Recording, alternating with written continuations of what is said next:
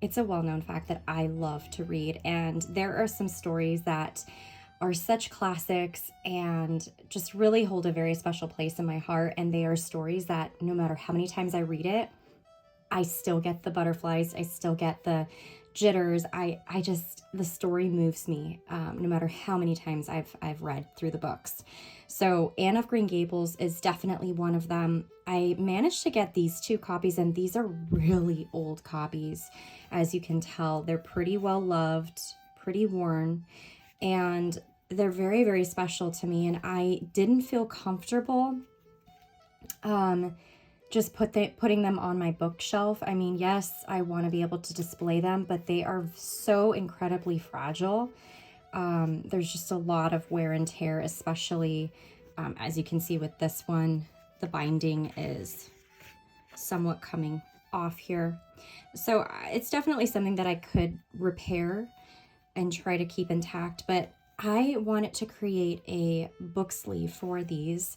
Now, mind you, I'm not an expert seamstress. I am pretty much self-taught. So in terms of techniques and everything, I'm sure that there are so many people out there that are definitely a lot better about sewing. But I would just wanted to create something for myself that was reminiscent, a book sleeve that's reminiscent of Anne of Green Gables. It reminds me of the story and just pretty much how I feel about it. And this one, I am so incredibly happy because this is Anne of Avonlea, also written by L.M. Montgomery. But this story is what started it all. I was so happy to find this. I think I paid about $50, and this is normally going for well over $200. I mean, it's such an old copy. I mean, it's not in perfect condition. Someone cut something out of this one. But if you can see here, it has a copyright of 1908, but this is the 38th impression, popular edition, May of 1914. So this one was limited to 150,000 copies. So I believe this is the edition that I have, but the original copyright date is 1908, and all the different impressions that have come out since. So just so happy to have gotten this copy. I love this story so much. So I wanted to create a book sleeve so that it doesn't continue to get ruined and wear too much. This isn't really a copy that I'm going to be reading actively. I think I will leave that for other editions of Anne of Green Gables, newer editions anyways, just because I am just so afraid of this falling apart anymore. It's very fragile, but I just find it to be so fun to be able to read books that are from a different era, different time period, to know that other people have read them, especially with this one. This one had Mary Ann in it. I don't know. I just love seeing writing in the books because to me, that just adds to the history of it. So this was from 1919 to 1920. I believe that's 7th to 8th grade maybe. And then the teacher, Miss Sophia Busing. I just find that it adds to the character and charm of the books from so long ago. So anyways, I'm going to go ahead and make 2 book sleeves for these. Now, before we cut our fabric, we need to know exactly the measurements of the width and the length of the book, as well as taking into account the height of the edges on both sides. So for this, it's about 7.5 by 5. And then these are about 1 inch and 1 inch. So we're gonna add 2 additional inches there. So, and then I'm gonna do about 1 inch seam allowance. For the width, it's gonna be about 5 inches plus 1 inch plus 1 inch. So it's gonna be about 5 inches for the width, taking into account 1 inch and 1 inch here. So what is that? 5, 6, 7 plus 1 inch seam is about 8 inches. Okay. Now for the length or the height, it's about 7.5 plus 1 inch plus 1 inch is equal to 8.5, 9.5, plus 1 inch seam is 10.5 inches. Okay. So I'm going to do an 8 by 10.5 inch book sleeve.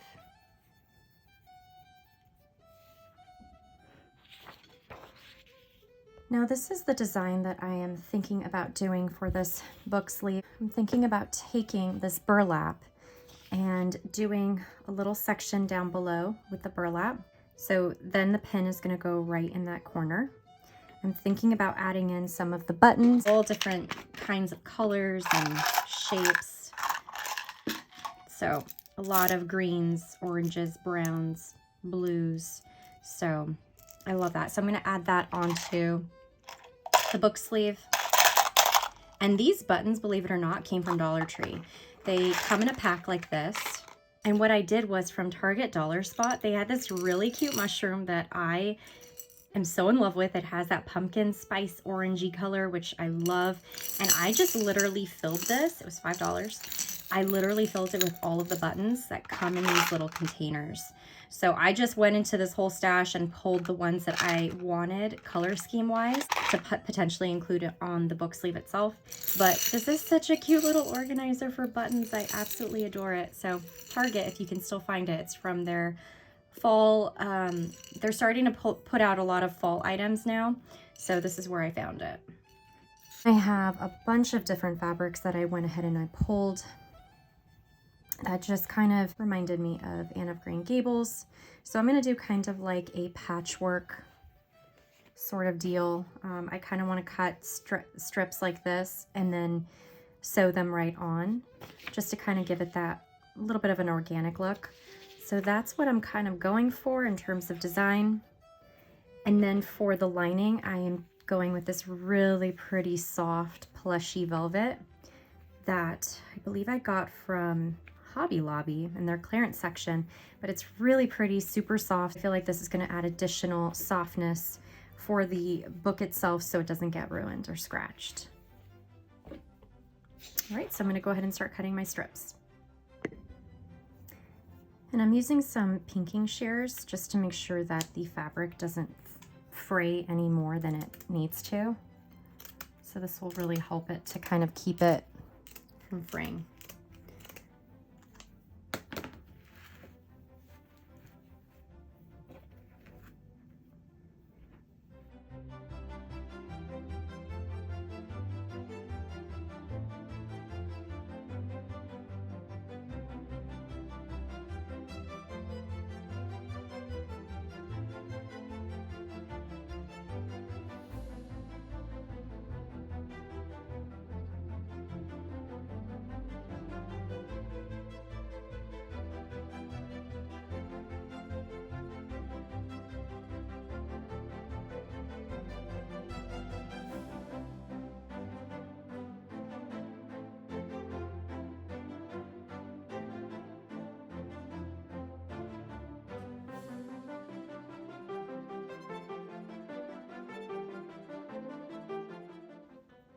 So I've cut all of my strips out and all of the different fabrics and patterns and things like that. So what I'm going to do is I'm going to sew them together. So essentially I'm going to take right sides together like that, and I'm going to sew along the sides here so that when I open it, I'll have a really nice seam that I can just press.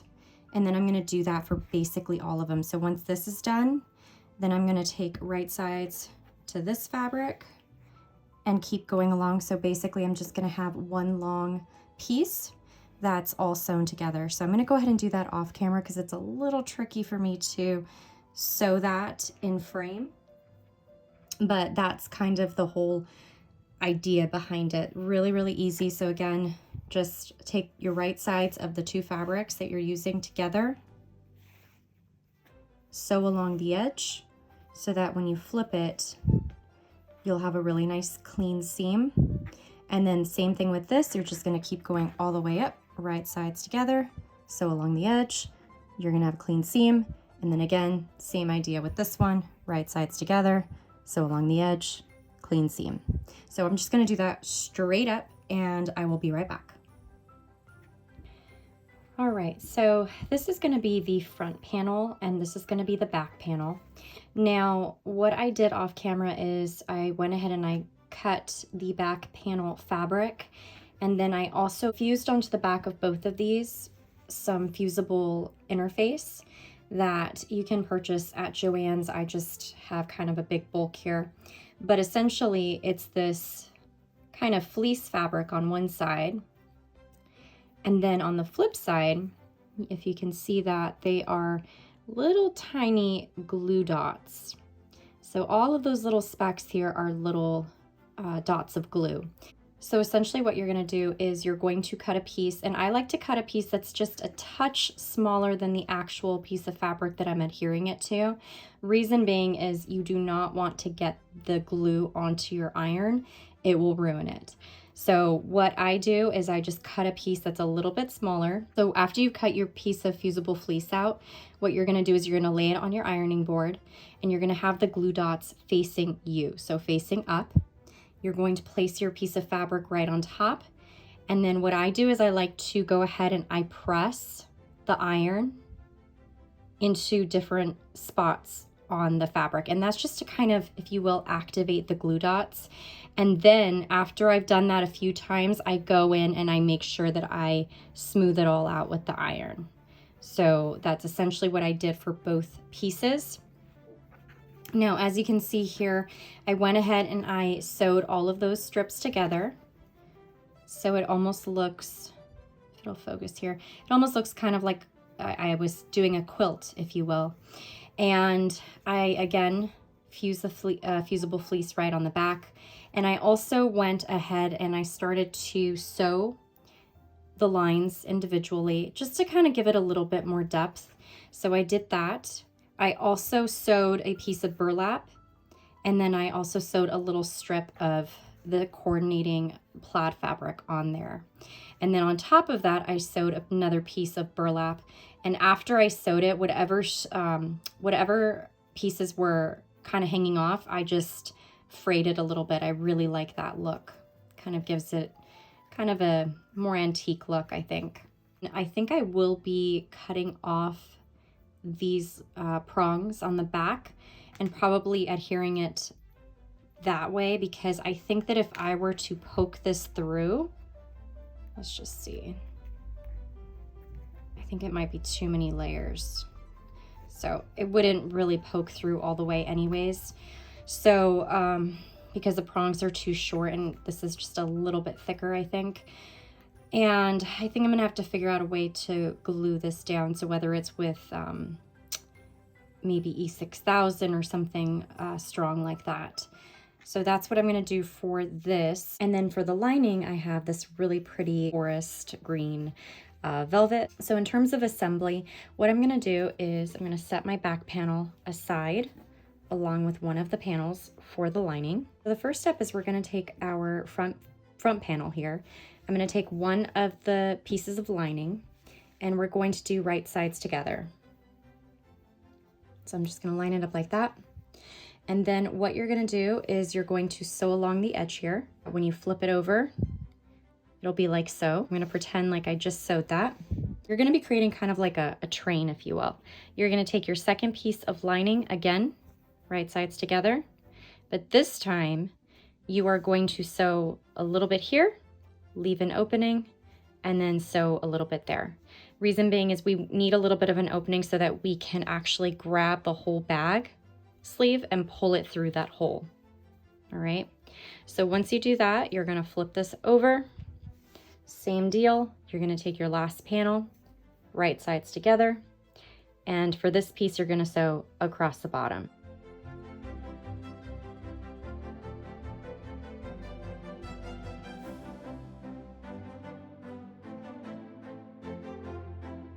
So when I was doing this originally, I realized that I had this the wrong direction. So I had this facing this side. So it was literally like this. When I went to put the liner on, unfortunately, when I was sewing, I had to take it apart because then this part would have been the top part of the bag, like the opening, and I didn't want that. I wanted this to be the bottom. If you're just using a solid fabric, like if you were just using a solid of this, then that's not a problem. If you do this side or this side, it's just if you have directional fabric, you just have to be a little bit more mindful as to what's going to be the actual top portion of your bag. So in this case, this is going to be my top portion, because once we sew the rest of this together, this will just be folded down, and this will be the top of the bag, and this will be the bottom.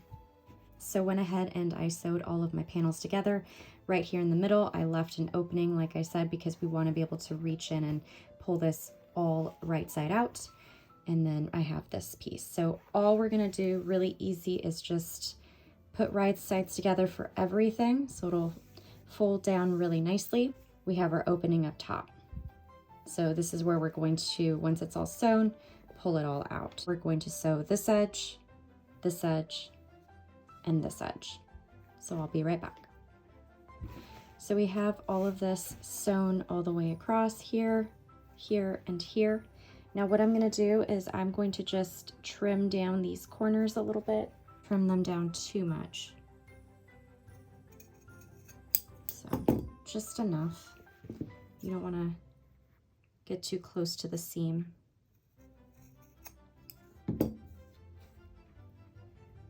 You don't want to trim too much because then it'll break at the seam there. So now what we're going to do is we're going to gently pull all of this through.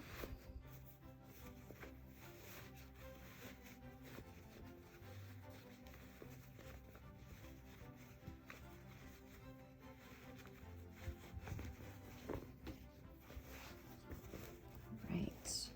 So then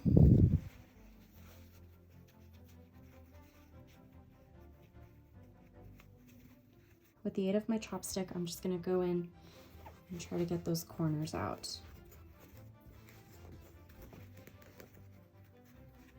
So this is what it looks like when you turn it inside out. So what I'm going to do is I'm just going to close this part here, and I'm just going to, just kind of does it automatically, but you just kind of want to fold it over on the inside and then just sew right along that. So I've gone ahead and I've sewn that closed. So now what you're gonna do is you're just gonna open this almost like a bag of potato chips, like this. And then you're just gonna gently fold your lining right on the inside. And you do have to kind of zhuzh it into the corners a little bit. So it might take a little bit of poking and prodding, but it'll get in there. So here is the finished book sleeve. I love how it turned out. You have the really pretty green soft velvet lining on the inside. Added the pin up here instead of down here. I did go ahead and clip off the prongs of the button just because I didn't want to actually have it poke through and maybe damage the book. So I just glued it up there. I did decide to opt out of using the buttons, which that was just personal preference as I went along, and I actually like it better without it. So I did the pumpkin fabric for the back because it matched back to the pin that says, "I'm so glad I live in a world where there are Octobers," by Anne. So I absolutely love that. This makes me so happy, ready for fall. I'm ready to dive into this story again and just fall back in love with all of the characters. I mean, everybody loves Anne. She's just incredibly intelligent, very vivacious, charismatic, and then also Gilbert. So just a really beautiful, beautiful story. This will fit right inside here. Now, if I were to make this again, I probably would just add a touch more room. In all honesty, it does fit very nice and snug inside, and the book is nice and secure, but I think I don't like how it kind of goes like this, and I think it's because I didn't cut off enough of the I left a little bit more fabric than I should have. So that's why it kind of buckles here at the bottom. But if I were to do it over again, I'd probably trim a little bit closer to the seam allowance versus leaving more fabric than necessary. So that's why it's a little bit cleaner on this side, and then this side is looking like a little boot. So that's the one thing, but hey, you always learn after doing projects what works, what doesn't work.